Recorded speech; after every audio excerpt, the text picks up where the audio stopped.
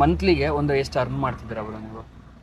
Sir ಮಂತ್ಲಿಗೆ ಆಗುತ್ತೆ ಒಂದು 35-40 35 ವರೆಗೂ ದುಡ್ದಿದೀವಿ.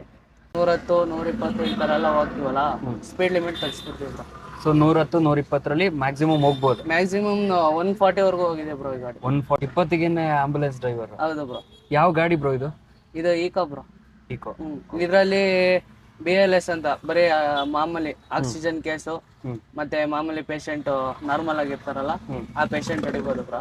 ಓಕೆ. ಮತ್ತೆ ದೊಡ್ಡ ಗಾಡಿಲಿ TT ಗಾಡಿಲಿ ಅಂದ್ರೆ D ಲೆವೆಲ್. ಹ್ಮ್. ಈಗ ಅದರಲ್ಲಿ ವೆಂಟಿಲೇಟ್ರು, ಆಕ್ಸಿಜನ್ ಹ್ಮ್.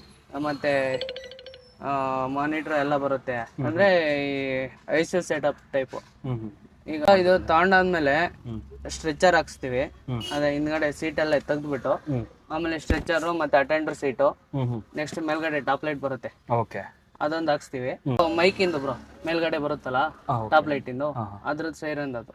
ಸರಿ ಬ್ರೋ. ಕನ್ವರ್ಷನ್ಗೆ ಏನಾದರೂ ಅಮೌಂಟ್ ಪೇ ಮಾಡ್ಬೇಕಾಗತ್ತಾ? ಹೌದು ಬ್ರೋ, ಆಗುತ್ತೆ. ಎಷ್ಟು ಖರ್ಚಾಗ್ಬೋದು ಬ್ರೋ ಕನ್ವರ್ಷನ್ಗೆ? ಒಂದು 50,000 ಅಥವಾ ಆಗುತ್ತೆ. 50,000.